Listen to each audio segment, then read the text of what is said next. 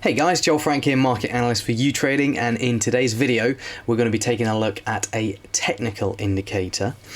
The technical indicator I want to go through today is a Fibonacci or a Fibonacci retracement. So very, very strange name for a technical indicator, but I think probably the best way for me to explain it is to just show you what it is.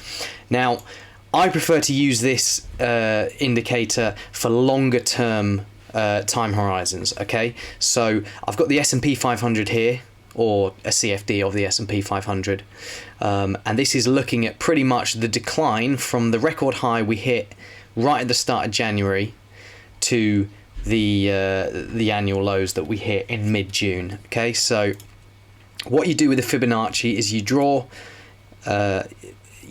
you basically link up the high and the low, and it gives you these levels, okay?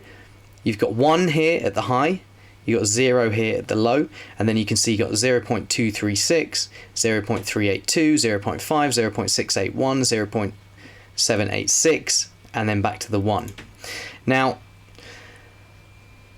what these levels represent is pretty much, once we've bottomed, which you can see here, these levels represent a percentage retracement of the move lower or higher in the reverse case. So you can see that, you know, the S&P 500 bottomed, it was actually a little bit lower around here, which was, where was that, 3,636-ish. By the time it hit the 0.236 Fibonacci, at just below 3,900, that meant that it had bounced, or it had regained 23.6% of this total drop, okay?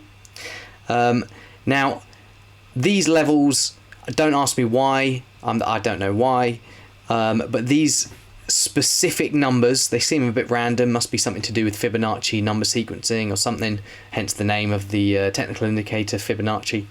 But these are the commonly cited Fibonacci levels that people look at, and as you can see here from what happened with the S&P 500 when it hit that 0.236 or that 23.6% retracement, you can see that it actually did act as resistance fairly well for about 2 weeks. Then when we broke above it, acted as support. Again, we break above the next Fibonacci, the 38.2% Fibonacci, and now in the last couple of days or sessions for the S&P 500, it has been acting as support.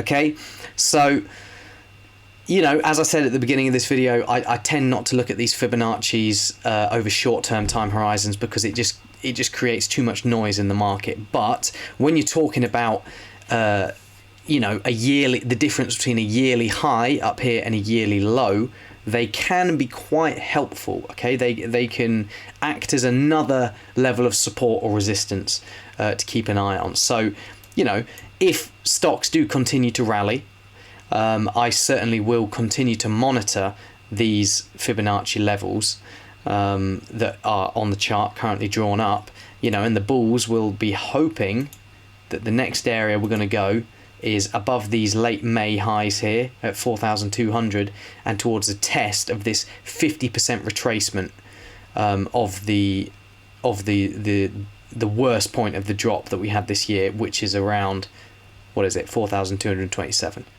But anyway, guys, I hope that sort of explains what Fibonacci's are, how you use them, how they work, how you should really look at them. I hope you enjoyed the video, and I will see you all in the next one.